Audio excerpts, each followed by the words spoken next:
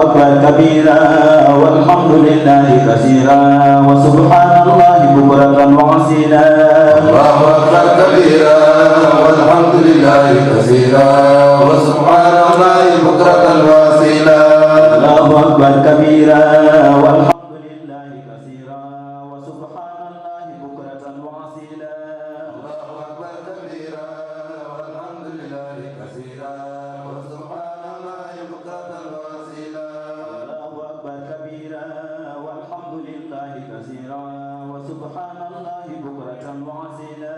الله أكبر كبيرا والحمد لله كثيرا وسبحان الله بكرة وأصيلا. الله أكبر كبيرا والحمد لله كثيرا وسبحان الله بكرة وأصيلا. الله أكبر كبيرا والحمد لله كثيرا وسبحان الله بكرة وأصيلا. الله أكبر كبيرا والحمد لله كثيرا وسبحان الله بكرة وأصيلا. Assalamu alaikum, chers condisciples. J'adresse mes salutations et mon ziyar à tout le monde. J'adresse à tout le monde mes vœux en ce jour béni. Mes ziyars vont à l'endroit de tous les adeptes et fidèles de Medina Cheikh Tijani Chérif, ainsi qu'aux membres de toutes les daïras. J'adresse aussi mes ziyars, d'une manière générale, à toute la communauté islamique et à chaque être humain, où qu'il se trouve dans le monde. Je formule à votre endroit mes prières et je souhaite qu'Allah subhanahu wa ta'ala vous assiste dans tous les domaines et vous accorde une bonne santé. Comme cela est habituellement le cas, pour des jours pareils à celui d'aujourd'hui, l'essentiel a été évoqué par l'imam El-Hajba. Il a rappelé tous les bienfaits de cette journée. Dès lors, ce qui nous reste à faire, c'est de nous présenter mutuellement les excuses, car c'est un jour de recueillement et de pardon. Le tort entre un musulman et son co-religionnaire est à éviter et nous devons constamment nous en souvenir. Au début de la pandémie, au moment où certains recommandaient de faire des prières, j'avais expliqué que l'arrivée du virus n'était pas due à un problème entre l'homme et Dieu, mais plutôt entre l'homme et son prochain. Donc, la meilleure prière que chacun devait faire était de demander pardon à toutes les personnes qu'il a offensées. Si le monde entier avait procédé de la sorte, les virus auraient disparu en l'espace de 24 heures.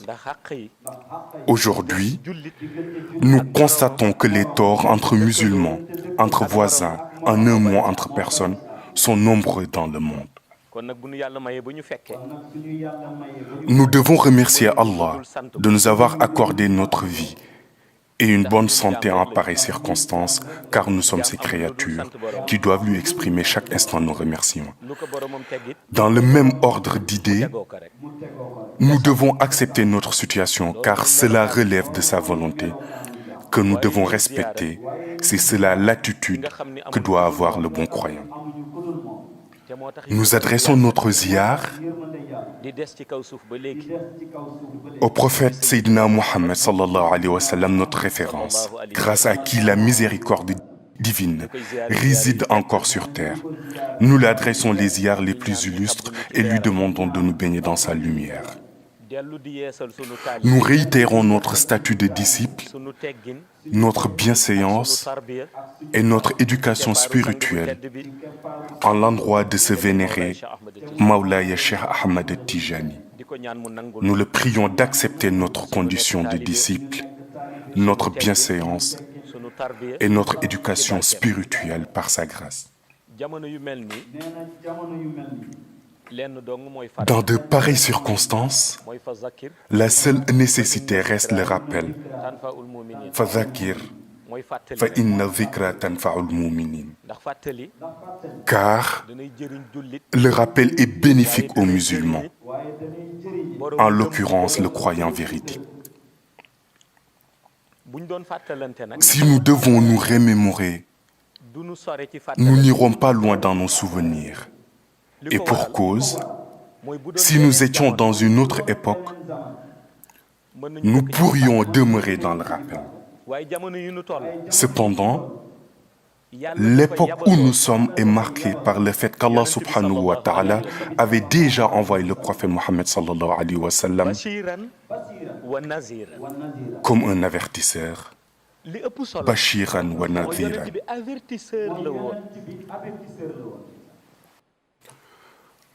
Lorsque nous parlons d'avertisseur, cela signifie qu'il s'agit de quelqu'un qui, lorsqu'il arrive, il montre aux humains la manière de faire, la manière d'être, et il les informe, leur fait des annonces, il leur parle. Mais tout ce qu'il leur dira relève de la parole d'Allah. Wa ma yantiqu anil hawa in huwa illa wahyun yuha. Chaque parole que prononcera le prophète Mohammed sallallahu alayhi wa sallam proviendra d'Allah subhanahu wa ta'ala. Le prophète ne parle pas au gré de ses envies. Il est venu avertir et s'en est retourné, comme l'a expliqué Imam tout à l'heure. Lorsque ses successeurs sont venus, ils ont été chacun à son tour un avertisseur. Chacun prêchait, mais le problème est de savoir si ceux à qui s'adressaient ces prêches les ont écoutés et acceptés. Le prophète Mohammed sallallahu alayhi wa sallam a prêché. Il y en a qui ont accepté ces prêches, d'autres pas. Ceux qui sont séduits par ces prêches l'ont rejoint. Les réfractaires, quant à eux, l'ont dénigré. Lorsque le prophète Mohammed sallallahu alayhi wa sallam s'en est allé, tous ceux qui sont venus après ont prêché. Et Maulaye Cheikh Ahmad Tijani Chérif en premier a amené le prêche orienté vers les âmes par le biais de la tariqatul haqq. Il y en a qui étaient acquis et d'autres qui dénigraient encore. Nous faisons tous du rappel dans nos prêches. Si certains soutiennent l'idée qu'il faut poursuivre ce rappel, d'autres pensent le contraire. Chacun des deux cas s'appuie sur un principe clair, qui est que tous les prédécesseurs ont prêché. Mais lorsqu'on est arrivé à une époque sombre, peu de gens perçoivent désormais ces prêches. C'est alors qu'Allah subhanahu wa ta'ala dit à tous ceux qui faisaient des prêches de le laisser prêcher. C'est cela qu'il ne voulait pas pour nous. Car Allah subhanahu wa ta'ala ne tergiverse pas. Il a stupéfait le monde par cette maladie face à laquelle tout le monde est impuissant. Que l'on soit pauvre, riche, que l'on soit un dirigeant ou une autorité, elle peut atteindre tout le monde sans distinction. Et malgré les recherches de remèdes, aucune solution n'est encore trouvée. Le cas de cette pandémie est suffisant comme prêche. Celui qui n'est pas ébahi par Allah, au regard de ce qui se passe actuellement, il ne sera pas interloqué, même si on lui prêchait la bonne parole, jusqu'à la fin des temps. Donc c'est un prêche. L'étonnement survient lorsque la personne se rend compte que, quelle que soit la puissance qu'elle prétend avoir, Allah, selon sa volonté, peut un jour apporter quelque chose de minuscule qui la choque. Il a exprimé dans le verset « Inna Allah la yastahyi an yadriba mathalan ma ba'udatan fama fawqaha. Fa amma alladhina amanu faya'lamuna annahu al-haqqu min rabbihim. Wa amma alladhina kafaru fayaquluna madha arada Allahu bihadha mathalan.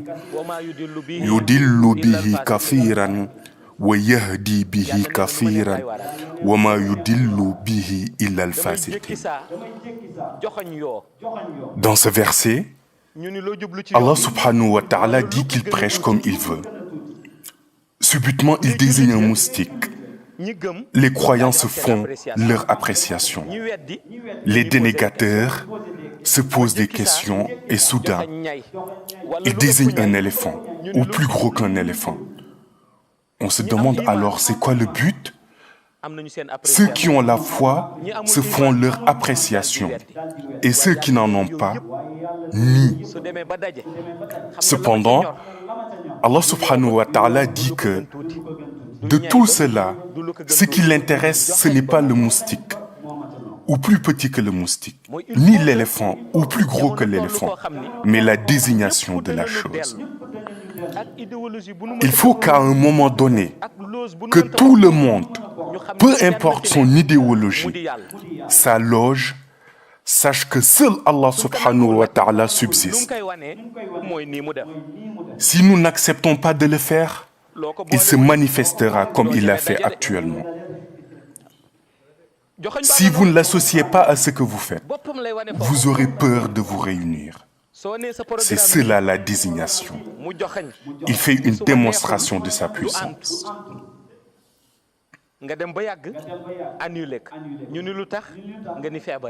Lorsque vous élaborez votre programme, Allah subhanahu wa ta'ala décide selon sa volonté que cela ne se fera pas.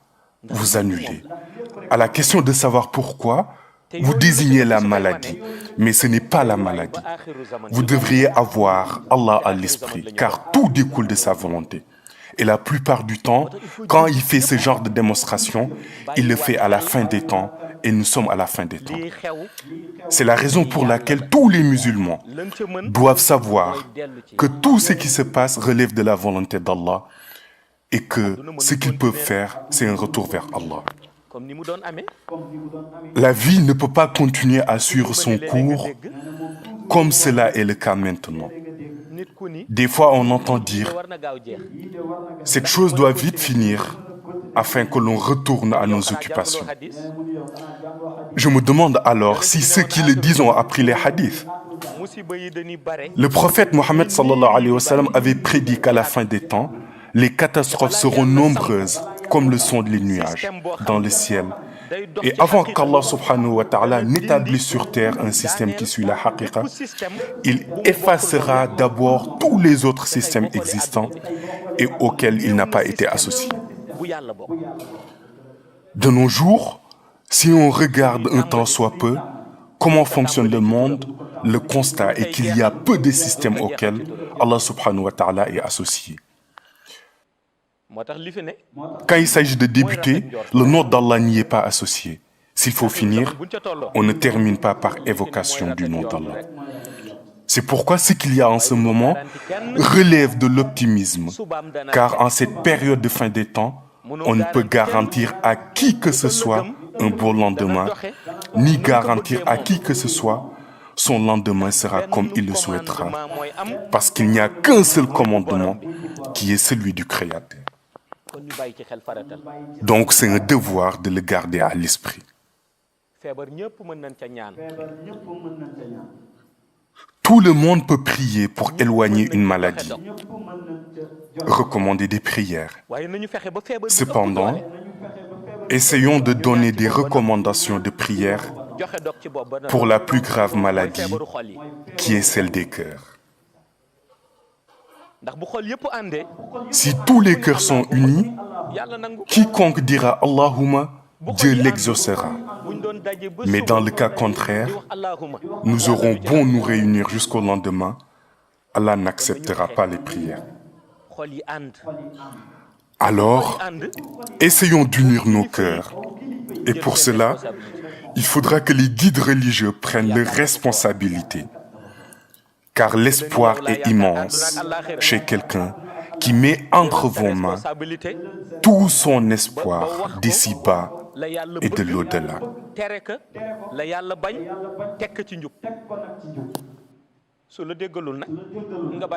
Les guides religieux doivent prendre leurs responsabilités et apprendre aux disciples ce qu'Allah agrée et ce qu'Allah rejette, et tout cela basé sur la droiture. Si le disciple n'obéit pas à vos recommandations, vous le laisserez alors placer à sa confiance en lui-même. Si tous les guides religieux prennent leur responsabilité à tel point de pouvoir guider quiconque s'afflie à eux et de la manière souhaitée par Allah, beaucoup de catastrophes diminueront. C'est Allah qui, au moment voulu, choisit celui à qui il inflige un malheur. Lorsqu'il décide de faire descendre sur terre un malheur, la seule arme qu'ont les musulmans, c'est de prier. Voilà pourquoi la manière dont les gens adorent Allah dans ces lieux dédiés et qui sont les mosquées est très importante. Car فَأَنَّ الْمَسَاجِدَ لِلَّهِ فَلَا تَدْعُوا مَعَ اللَّهِ أَحَدًا. Allah n'a que ses lieux de culte. Aussi vaste que soit la terre, Allah n'y a que ses lieux de culte. Ce qu'il a dans son lieu de culte, ce sont les bonnes paroles, des paroles de vérité, une parfaite dévotion que les musulmans doivent adopter. Donc, qu'on lui prenne soin de ces lieux de culte. Si tout le monde s'y prête, la paix s'installera. Aussi vaste que puisse être la terre, Mawlaye Cheikh Ahmed Tijani n'a que ses étoffes blanches. À chaque disciple à qui il avait donné le zikr de la tariqa Tijaniya, il l'avait motivé pour la présence autour de l'étoffe blanche. Donc qu'on lui prenne soin de ces étoffes blanches. Aux musulmans, il ne leur reste que les liens de fraternité. C'est-à-dire que chacun doit nourrir la même considération de soi pour son prochain, illuminer les cœurs et cheminer ensemble dans la sincérité vers Allah. Parce que celui qui ne le fait pas aussi, nous sommes à la fin des temps. Certains ne connaissent pas Akhiru Zaman, la fin des temps. Je crois que lorsqu'on entame une époque, et puis longtemps après, on dit que vous en êtes à la fin, donc cela veut dire que tout est déjà fini. Toute cette fatigue, tous ces gens qui ont peur du virus et qui sont tellement effrayés, pourtant le jour du jugement dernier sera plus dur. Et moi, ce jour du jugement dernier, je ne vois personne qui vous dira qu'il faut mettre un masque pour que ça ne soit pas dur, ou chercher quelque chose à se mettre sur la tête pour vous protéger du soleil. Donc il n'y aura personne pour vous orienter. Alors qu'ici-bas, quelqu'un peut vous dire comment procéder. Les médecins font des sorties quand il y a un souci médical et vous disent de mettre des masques, d'adopter la distanciation sociale, de faire ceci ou cela, de vous laver les mains. Au jour du jugement dernier, chaque étincelle du feu de l'enfer qui tombe est supérieure à 1000 bombes qui éclatent. Et personne ne vous trouvera de protection. Yawma la tamliku nafsun li nafsin shay'an wal amru yawma idhin lillah. Donc, cela mérite réflexion. Cela mérite aussi une grande crainte. Les premiers êtres humains, jusqu'aux derniers, tous seront réunis. Donc si nous prenons garde du Covid-19 ici-bas, nous devons aussi en faire de même pour le jugement dernier. Car garder à l'esprit le jugement dernier veut dire que chacun prenne son initiative personnelle. Savoir ce qui est la vérité et rester dans cette vérité. Il y a assez de tricherie dans ce pays. Chaque musulman connaît la vérité. Je l'ai toujours dit. Chaque musulman connaît la vérité. Vous savez ce que c'est que la vérité? C'est que quand on fait l'appel à la prière, que vous allez prier. Personne ne prie pour un autre. Personne ne fait le ramadan pour un autre. Celui qui prie, il le fait pour lui-même. Celui qui jeûne aussi, le fait pour lui-même. La vérité est que quand on fait l'appel à la prière et que vous allez prier, vous le faites pour vous-même. Il ne vous sera jamais demandé après votre mort qui vous interdisait de prier. Donc dès que l'heure de la prière arrive, n'attendez pas que quelqu'un vous dise de prier. Mettez votre tapis de prière et priez. En définitive, chaque musulman connaît la vérité. Chacun, seul dans sa tombe, sera acculé par Allah subhanahu wa ta'ala au point qu'il croira qu'il a été la seule créature de Dieu sur terre. Donc tout le monde connaît la vérité. Mawlaya Cheikh Ahmad Tijani, dès lors que vous vous affiliez à sa tariqa, vous savez ce qu'il vous recommande. Prenez votre chapelet, rejoignez les assemblées de zikr et faites votre wadifa, faites votre lazim, faites votre hadaratul jum'ah. Personne ne le fera pour autrui. Vous le ferez pour vous-même, car vous l'avez choisi vous-même. Donc tout le monde connaît la vérité. Il faudra délaisser tout ce qui vous empêche d'avancer pour vous consacrer à vos priorités. Ceci est la priorité du musulman. C'est ceci aussi la priorité du disciple Tijani. Le reste n'a aucun intérêt pour l'islam. Mais cela est ce qu'on entend et ce qui est à la mode en ce moment. Dès que le mois de Ramadan arrive, comme je le dis souvent, ce mois avec tout son degré d'importance, ce que l'on constate et qui est une habitude, c'est qu'aujourd'hui on invite telle famille religieuse, telle autre famille religieuse a dit ceci. On fait appel à une autre famille religieuse pour démentir ce que telle autre famille religieuse a dit.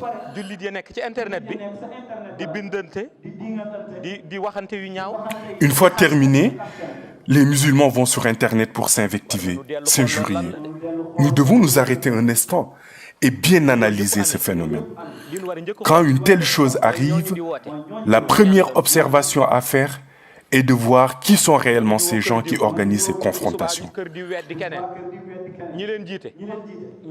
Ceux qui invitent une telle famille religieuse, aujourd'hui, demain une autre, pour dénigrer une confrérie religieuse, nous devons nous questionner sur qui sont les dirigeants. Des fois, on entend des gens dire qu'ils veulent défendre Mawlana Cheikh Ahmad Tijani Chérif parce que quelqu'un a dit une chose qu'il n'aurait pas dû dire. Je leur dirais à ce propos que si tous les hommes de Dieu avaient montré des preuves irréfutables, comme cela est le cas avec Mawlana Cheikh Ahmad Tijani, il n'y aurait pas eu de polémique. Si ceux qui s'invectivent, qui se donnent en spectacle, ne sont pas rappelés à l'ordre, ils pourraient être à l'origine des perturbations. Nombreux sont ceux qui s'adonnent à ces pratiques alors qu'ils n'ont aucun disciple. Les laisser faire pourrait engendrer des dégâts. En définitive, il n'est pas nécessaire de chercher à défendre Mawlaya Cheikh Ahmad Tijani.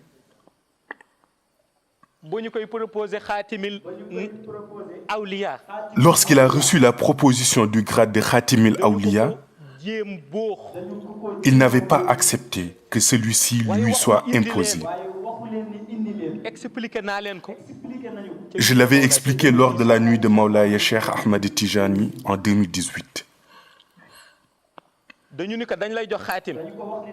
Quand il a fallu être gratifié du Khatimil Awliya, il a d'abord rejeté l'offre, puis a posé ses conditions. C'est après lui avoir montré comment les Akhtab allaient devenir ses disciples qu'il avait fini par accepter ces grades. Dans la pratique, Mawlaya Cheikh Ahmad Tijani a transcendé l'aube avec la Nasir al-Haqq bil-Haqq et le crépuscule avec Tal'at al-Haqq bil-Haqq. Aussi, il a abreuvé de lumière l'âme du disciple avec le lazim et a choisi le vendredi soir pour rendre véridique le verset « Wazkurullah kathiran la'allakum tuflihun » par le zikr de la ilaha illallah. Il chapeaute et dirige tous les qutb zaman. Il a projeté la lumière dans la période du commencement de tout et a encore projeté la lumière dans la période de cette fin des temps. Comment défendre une personne de cette dimension? Lui qui a tout éclairci.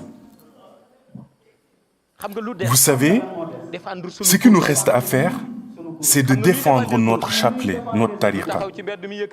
Et pour ce faire, il ne suffit pas de déclarer tout haut dans la rue qu'on est un disciple Tijani, ou de passer son temps à se disputer ou encore invectiver à tort des innocents. Il arrive que vous fassiez du tort à quelqu'un qui ne vous a rien fait. Il arrive que vous fassiez du tort à quelqu'un qui n'a aucun rapport avec vous. La façon de défendre la confrérie, c'est d'être présent autour de l'étoffe blanche. Respectez la pratique du lazim, de la hadaratul jum'a, et vous aurez vite une vision claire des habitants du monde ghaib et de leur déplacement. C'est cela que vous recommande Mawlaï Cheikh Ahmed Tijani, en lieu et place des débats inutiles durant le mois de Ramadan, des invectives, des dénigrements de saints et des paroles malsaines. Si vous vous attelez à ce que vous ordonne Mawlaï Cheikh Ahmed Tijani, vous n'aurez même pas le temps de vous interroger sur ce qu'il a dit un tel ou ce qu'un autre a nié, parce que ces choses-là ne sont d'aucun intérêt. Dans le contexte actuel, ce qui est l'intérêt de ce pays ne réside pas dans le fait de polémiquer ou de chercher à s'arroger le pouvoir.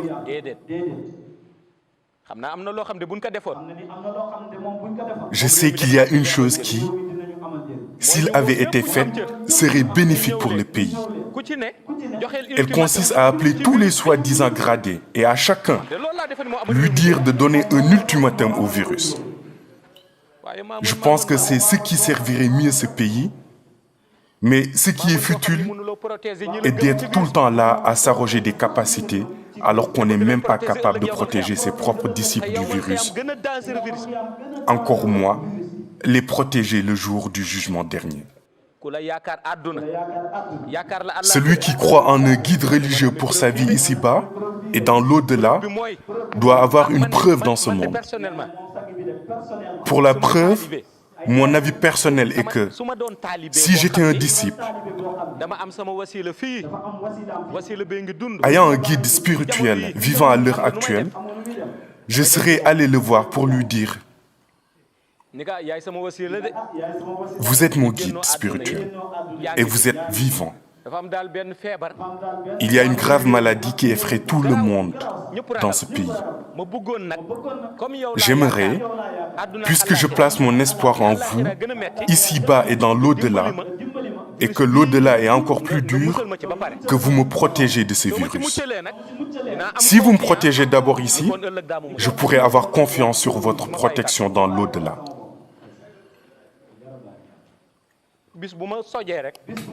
Après lui avoir dit cela, je resterai à l'écoute.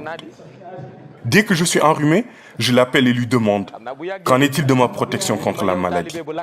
À la longue, il dira sûrement que je suis un disciple encombrant.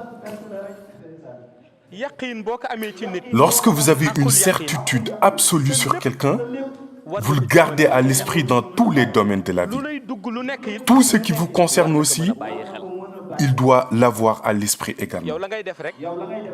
La seule chose que vous aurez à faire sera de vous donner les moyens au niveau shahada. Mais tout ce qui découle des prières visant la protection d'Allah, si vous avez prêté allégeance à un guide religieux, il doit vraiment être capable de prier pour soi-même, mais aussi pour vous. J'ai dit depuis le début que tous ceux qui croient en des personnes et qui leur ont fait serment d'allégeance ont besoin d'eux dans ce contexte actuel de pandémie. C'est maintenant que les disciples ont besoin de leur guide spirituel, que ces derniers fassent des prières pour leurs disciples atteints de la maladie. Parce que dans notre pays, le Sénégal, chacun est disciple de quelqu'un. Si tous les Allahumma des guides fonctionnent et qu'ils prient pour tous ceux qui se sont affiliés à eux, personne n'aura plus rien et chacun rentrera chez soi. Donc que les guides épluchent bien les Allahumma, qu'ils activent bien les chapelets, car les médecins font ce qu'ils peuvent. Ils ne dorment ni le jour ni la nuit. Ils luttent matin et soir pour guérir les malades. Pour le reste, nous, guides religieux, devons évoquer les Allahumma pour ceux qui dépendent de nous, afin qu'Allah subhanahu wa ta'ala les épargne. Si nous le faisons, nous serons soulagés nous-mêmes et nous soulagerons nos familles et les médecins également. Donc, les invocations Allahumma deviennent obligatoires en cette période. Que chacun d'entre nous réitère ses invocations envers sa famille.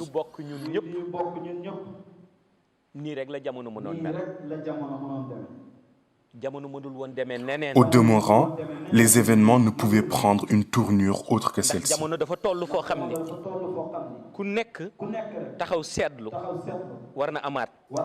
Ceci doit pousser chacun à effectuer une réflexion sur ses rapports envers son Seigneur, mais aussi envers ses frères musulmans. Auparavant, personne n'effectuait cette réflexion intérieure. Voilà que Allah subhanahu wa ta'ala décrète une pandémie et tout le monde s'y met. Efforçons-nous, au sortir de cette réflexion, d'en tirer les enseignements qui nous seront utiles. Telle est notre priorité, telle doit être la préoccupation qui nous sera bénéfique. Je remercie ceux qui ont partagé avec nous les séances de Wadifa, de Hadaratul Jumu'ah, de lecture du Coran, tout au long de ce mois béni du Ramadan, rempli de bienfaits, du premier au dernier jour. Tout ceci sous la direction de l'imam El Hajba, pour qui nous prions que le bon Dieu puisse l'assister en toutes choses, dans l'apparence zahir et le cachet batin. Nos prières vont également à toutes les personnes à l'étranger qui avaient l'intention d'être présentes ici, mais qui subissent plus sévèrement la pandémie du virus. Limités dans leurs déplacements et subissant la fermeture des frontières, ils vivent dans l'épicentre du virus. Et donc, il est nécessaire de leur adresser nos prières. Sachons, comme je le déclarais au début de l'épidémie, que le bon Dieu est en train d'organiser la marche des choses et non de la désorganiser. Des événements en cours, nulle chose ne lui échappe, pas une seule seconde. Sachons aussi que le salut de nos âmes passe par le respect des recommandations de notre guide spirituel, Mawlaya Cheikh Ahmad Tijani Chérif. Respectons-les. Au-delà, deux réalités cohabitent et à chacune son rôle. Le monde Shahada avec ses mesures pour endiguer l'épidémie et le monde Raïb qui organise. Des réalités avec lesquelles nous devons vivre avec une certitude absolue. Depuis le début de l'épidémie au Sénégal, bien des individus se demandent pourquoi Maulana Seydi Mohamed El Cheikh n'a pas recommandé au public des invocations à formuler. Depuis l'entame de ma mission, j'ai toujours affirmé que je n'effectuais aucune déclaration publique de mon propre gré. Je n'ai jamais fait de déclaration sans autorisation. Certains peuvent ne pas être au courant des faits, mais ce n'est pas mon cas. Je dispose des paramètres de la situation. Les invocations ou orientations tirées du monde Raïb ne se décrètent pas du jour au lendemain. Toute action est guidée par leurs soins.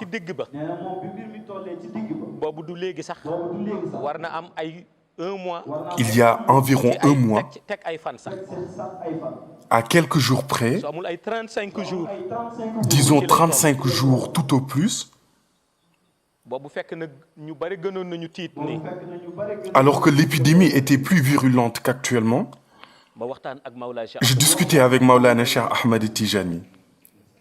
Je lui demandais de pouvoir recommander le lendemain des invocations pour éradiquer l'épidémie.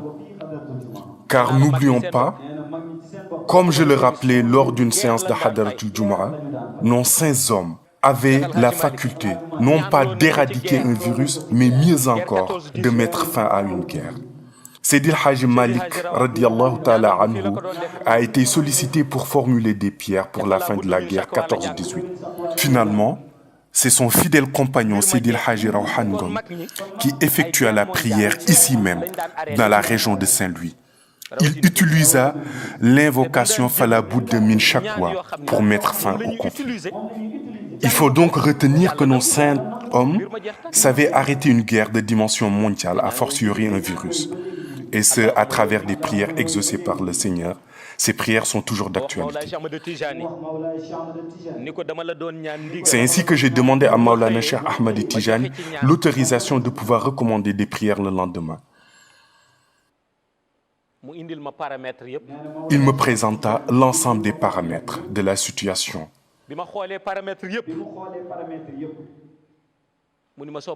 Puis, m'ordonna de patienter après que j'en ai pris connaissance. À ce jour, je suis toujours à l'écoute. Ceci pour expliquer à ceux qui se le demandent encore pourquoi je n'ai toujours pas formulé des recommandations de prière. Je ne me prononce que lorsque cela m'est autorisé. Plus que vous, je souhaite pouvoir le faire, mais je dois rester à l'écoute de Maulana Cheikh Ahmad Tijani. Chacun peut se permettre de recommander des prières. De mon gré, j'aurais pu vous dire ou suggérer la lecture du Coran 12 000 fois Ya Salam, Hasbunallah wa ni'mal wakil, Ya Latif, voire même le nom divin suprême Ismullah al-A'zam, vu que vous le connaissez. Sans une garantie certifiée, ces invocations sont sans assurance. C'est Maulana Cheikh Ahmad Tijani qui octroie cette garantie. Une fois accordée, il suffit d'une seule invocation pour résoudre la crise provoquée par les virus.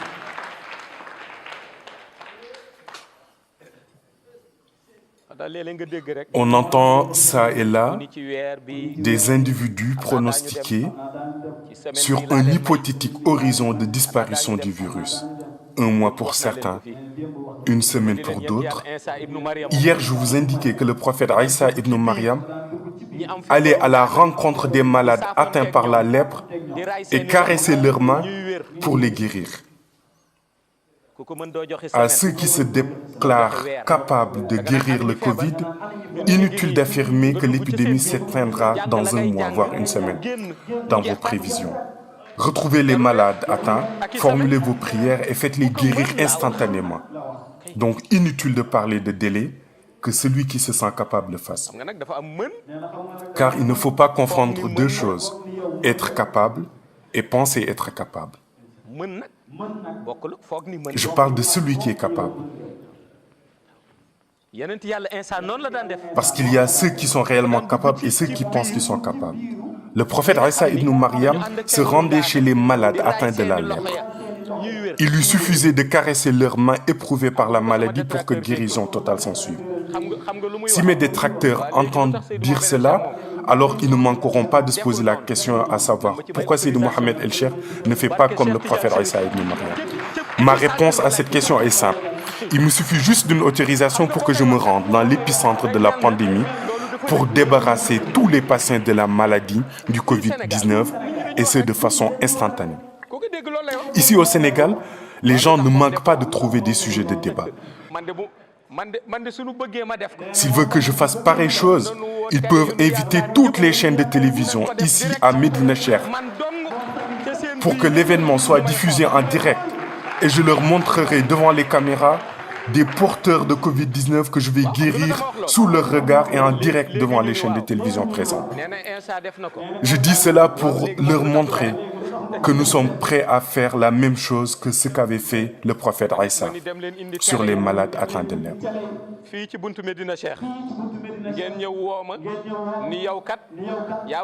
En d'autres termes, je partirai avec les télévisions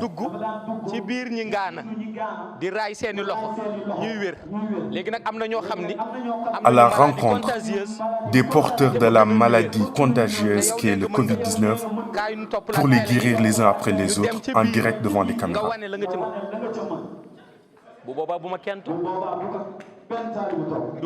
Si un tel événement arrivait à avoir lieu, je ne chercherai pas d'alibi pour me dérober, en me réfugiant dans des prétextes tels que des missions que je vais réaliser ou une prétendue fatigue qui m'empêcherait de pouvoir y aller. Au contraire, j'agirai de plein jour au vu et au su de tous.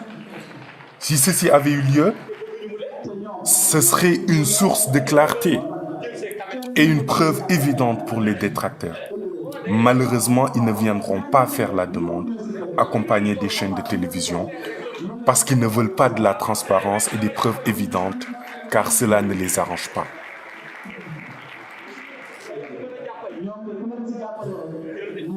Paradoxalement, les populations ne cherchent qu'à avoir une solution dans la transparence, une preuve irréfutable de solution pour résoudre le problème de la pandémie. Alors, aidons les populations en utilisant des attributs et des pouvoirs véridiques pour qu'elles sachent réellement vers où elles sont menées, vers une destination salutaire ou vers l'inconnu, voire l'abîme. Qu'Allah protège les populations et les aide à surmonter les difficultés et les innombrables obstacles contemporains, notamment leurs pratiques religieuses. Même si nous parvenons à prier, il existe des musulmans qui veulent prier, mais qui n'ont nulle part pour faire en toute quiétude leur prière. Donc il y a bien des musulmans qui souffrent encore. Qu'Allah les couvre de sa miséricorde et les sorte de leurs difficultés. Qu'Allah subhanahu wa ta'ala accepte et agrée toutes les prières qu'ils ont dû effectuer dans leur domicile, par faute de n'avoir aucune possibilité de prier dans une mosquée. Qu'Allah accorde à tous la protection dans ce monde ici-bas et dans l'au-delà. Qu'Allah accorde à notre pays sécurité et protection,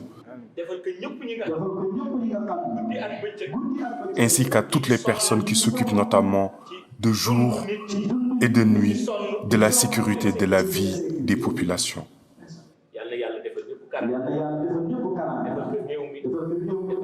Qu'Allah protège nos pays et le monde entier. Qu'Allah protège et renforce la religion de l'islam pour que tout le monde sache que tout ce que le prophète Mohammed sallallahu alayhi wa sallam avait enseigné n'est qu'utilité et vérité. Nous prions également pour que Maulana Cheikh Ahmad Tijan accepte notre condition de disciple, notre amour pour lui et notre dévotion à son illustre personne.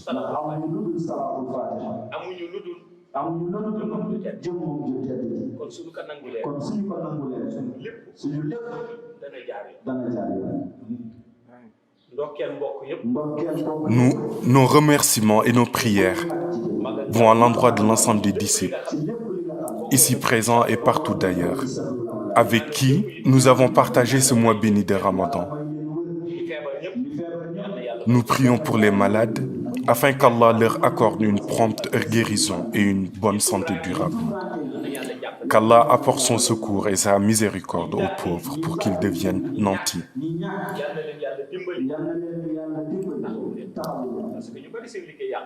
Aux personnes vivant dans la solitude pour qu'elles retrouvent une vie comblée de bonheur et de bonne compagnie. À ceux qui ont arrêté leur travail et qui n'ont plus de revenus, alors pour qu'ils retrouvent rapidement leurs emplois respectifs. Qu'Allah attendrisse les cœurs et les remplit de sérénité, car c'est une condition pour faciliter aux musulmans une pratique correcte de sa religion. Nous terminons par la récitation de la Fatiha en formulant nos vœux et l'ensemble de nos souhaits. Et puis nous fermerons la prière avec la Salatul Fatiha en implorant Allah pour une solution à tous les problèmes, par la grâce et la baraka du prophète Mohammed sallallahu alayhi wa sallam et Maulaya Cheikh Ahmad Tijani Sharif. اللهم صل على سيدنا محمد الفاتح لما أغلق والقاتل لما سبق الناصر الحق بالحق والهادي إلى صراطك المستقيم وعلى آله حق قدره ومقداره العظيم إن الله وملائكته يصلون على النبي يا أيها الذين آمنوا صلوا عليه وسلموا تسليما صلى الله تعالى عليه وعلى آله وصحبه وسلم تسليما سبحان ربك رب العزة عما يصفون وسلام على المرسلين والحمد لله رب العالمين. Assalamu alaikum wa rahmatullahi ta'ala wa barakatuh. الله أكبر كبيرا والحمد لله كثيرا وسبحان الله بكرة وأصيلا. الله أكبر كبيرا والحمد لله كثيرا وسبحان الله بكرة